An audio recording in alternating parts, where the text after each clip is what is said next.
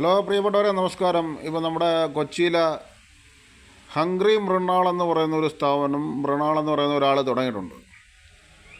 അത് സത്യത്തിൽ ഭേദപ്പെട്ട ഒരു റെസ്റ്റോറൻ്റ് ആണെന്നുള്ളതാണ് വാസ്തവം. പക്ഷേ ചില ആൾക്കാർ അതിനെ വന്ന് വല്ലാതെ വിമർശിക്കുകയും വല്ലാതെ കുറ്റപ്പെടുത്തുന്ന രീതിയിലൊക്കെ സംസാരിക്കുകയൊക്കെ ചെയ്യാറുണ്ട്. പക്ഷേ അതിൻ്റെ ആവശ്യമൊന്നുമില്ല എന്നുള്ളതാണ് വാസ്തവം എന്ന് പറയുന്നത്. പിന്നെ അവിടുത്തെ ഒരു സർവിങ് സിസ്റ്റം എന്ന് പറയുന്നത് വളരെ ഡിഫറൻ്റ് ആയിട്ടുള്ള ഒരു സർവിങ് സിസ്റ്റമാണ്. അതായത് അവിടെ നമ്മൾ സ്വന്തമായിട്ടാണ് പോയി ഡിഷസൊക്കെ എടുത്തുകൊണ്ട് വരുന്നത്. അല്ല, അവിടെ നമ്മുടെ ടേബിളിൻ്റെ അടുത്ത് വന്നാലും എടുത്ത് തരുത്തൊന്നുമില്ല, സെർവ് ചെയ്യത്തൊന്നുമില്ല. അപ്പോൾ അതൊക്കെ ഒരു ഡിഫറൻ്റ് ആയിട്ടുള്ള ഒരു സ്റ്റൈലാണ്, ഒരു ഇന്നോവേറ്റീവായിട്ടുള്ളൊരു സ്റ്റൈലാണ് അതൊക്കെ എന്ന് പറയുന്നത്. പിന്നെ വേറൊരു കാര്യം എന്ന് പറയുന്നത്, അവിടെ ഓരോ ഡിഷിനും അല്ലെങ്കിൽ ഇൻഡിവിജ്വലി ഡിഷിന് ആണ് പ്രൈസ് ഈടാക്കുന്നത്. ഇപ്പോൾ ചോറിന് 20 രൂപ, സാമ്പാറിന് 20 രൂപ, പപ്പടത്തിന് 7 രൂപ എന്നിങ്ങനെയൊക്കെയാണ്. അപ്പോൾ ശരിക്കും പറഞ്ഞാൽ ചോറിന് 20 രൂപ എനിക്ക് തോന്നുന്നത് മനസ്സിലാക്കാം, അത് അങ്ങനെ കൂടുതലാണോ എന്ന് തോന്നുന്നില്ല. പക്ഷേ ഈ സാമ്പാറിന് 20 രൂപ എന്ന് പറയുന്നത് അത് എത്രത്തോളം അത് ഒരു ന്യായമാണെന്ന് അറിയത്തില്ല. അപ്പോൾ അത് പക്ഷേ ഒരു ഇന്നോവേറ്റീവായിട്ടുള്ള സ്റ്റൈലാണ്. കാരണം നമുക്ക് വേണ്ടത് നമുക്ക് പോയി മേടിക്കാം. മനസ്സിലായോ? ഇപ്പോൾ നമുക്കിപ്പം ഒരു 50 രൂപയോളം അല്ലെങ്കിൽ 40 രൂപയോളം നമുക്ക് ഉള്ളെങ്കിൽ ആ പൈസയ്ക്ക് നമുക്ക് മേടിക്കാം. അപ്പം നമ്മുടെ പൈസയ്ക്ക് ഒരു മൂല്യമുണ്ട്.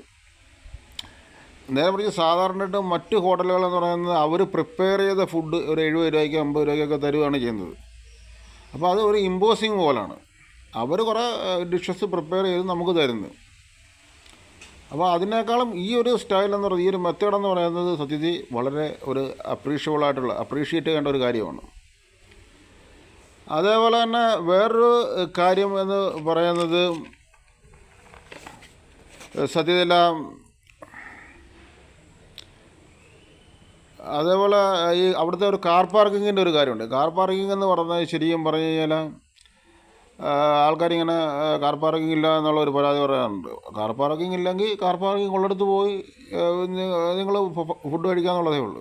കാരണം അതൊക്കെ ഓരോ ഹോട്ടലുകാരുടെ സൗകര്യമാണ് അല്ലേ. കാർ പാർക്കിങ്ങും പാർക്കിംഗ് ഏരിയയൊക്കെ എന്ന് പറയുന്നത് ഓരോ ഹോട്ടലുകാരുടെയും സൗകര്യവും സ്ഥല സൗകര്യമൊക്കെ ഡിപ്പെൻഡ് ചെയ്തിരിക്കും. അപ്പോൾ അതിനകത്തൊന്നും അത്ര വലിയൊരു കാര്യം ഉണ്ടെന്ന് തോന്നുന്നില്ല. ഉണ്ടെങ്കിൽ നല്ല കാര്യം, ഇല്ല ഇപ്പോൾ എല്ലായിടത്തും അങ്ങനെ ഉണ്ടാവണമെന്നില്ലല്ലോ അല്ലേ. പിന്നെ വേറൊരു കാര്യം എന്ന് പറയുന്നത്,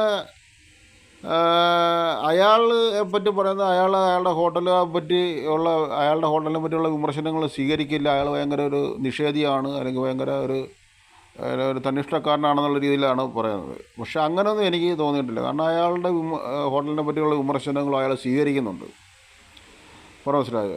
അതിനൊക്കെ അതിനനുസരിച്ച് മാറ്റങ്ങൾ വരുത്താൻ ശ്രമിക്കുന്ന ഒരാളെ പോലാണ് എനിക്ക് അയാളെ തോന്നിയിട്ടുള്ളത്. അല്ല അയാളുടെ ഹോട്ടലിനെ പറ്റിയുള്ള വിമർശനങ്ങളൊക്കെ എന്താ പറയുന്നത്, അത് ഗവനിക്കുന്നില്ലെന്നോ അല്ലെങ്കിൽ അത് തള്ളിക്കളയുന്നതായിട്ടോ അല്ലെങ്കിൽ അത് ഒരു വലിയൊരു നീരസത്തോടു കൂടി കാണുന്നതായിട്ടോ ഒന്നും എനിക്ക് ഫീൽ ചെയ്യുന്നില്ല.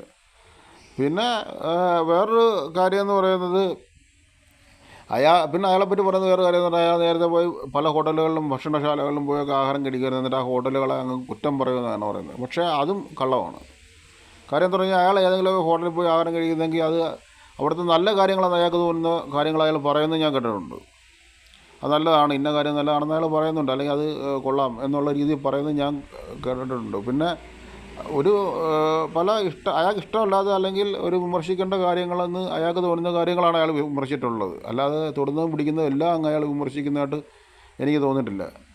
മനസ്സിലായി? ഇപ്പോൾ ഒരു ആഹാരം ഇഷ്ടമല്ലെന്നുണ്ടെങ്കിൽ നമ്മൾ ഇറങ്ങാൻ പോരുമല്ലോ ചെയ്യുന്നത്. സത്യത്തിൽ നമുക്ക് ഇഷ്ടമല്ലെന്നുണ്ടെങ്കിൽ എന്ത് ചെയ്യും? നമ്മൾ കഴിക്കുന്നിടത്ത് വെച്ച് നിർത്തുക, ഇറങ്ങി പോരും. അങ്ങനെയൊന്നും അയാൾ ചെയ്യുന്നില്ല. ഒരു തന്നിഷ്ടത്തോടു കൂടിയോ അല്ലെങ്കിൽ ഒരു താന്തോന്നിത്തരമായിട്ടുള്ള സ്വഭാവത്തോടു കൂടിയൊന്നും അങ്ങനെ ചെയ്യുന്നതായിട്ട് കണ്ടിട്ടില്ല. അപ്പം അയാൾ ഒരു ഹോട്ടലിൽ ചെന്ന് നല്ല കാര്യങ്ങൾ നല്ലതെന്ന് പറയുന്നുണ്ട്. പിന്നെ വേറൊരു കാര്യം എന്ന് പറയുന്നത്,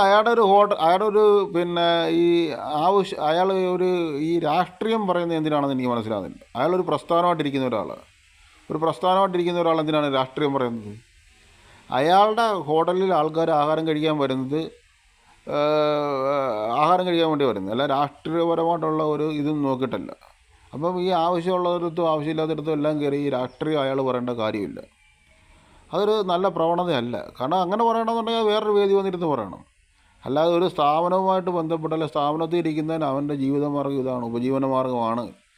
അവിടെ വരുന്നവർക്ക് ആഹാരം കൊടുക്കുക, കസ്റ്റമേഴ്സിനെ തൃപ്തിപ്പെടുത്തുക, അതിൽ നിന്ന് 10 രൂപ ഉണ്ടാക്കാൻ പറ്റുമെങ്കിൽ ഉണ്ടാക്കുക. ഇതാണ് ഒരു വ്യക്തി ചെയ്യേണ്ടത്. അല്ലാതെ തൊടുന്നിടത്തും പിടിക്കുന്നിടത്തും എല്ലാം രാഷ്ട്രീയം പറയുകയല്ല ചെയ്യേണ്ടത്. അപ്പോൾ അത് അയാളെ എപ്പോഴും അങ്ങ് പറയുന്നതല്ല ഞാൻ പറഞ്ഞത്, എങ്കിലും അയാളിൽ നിന്ന് പലപ്പോഴും എനിക്ക് അങ്ങനെ തോന്നിയിട്ടുണ്ട്.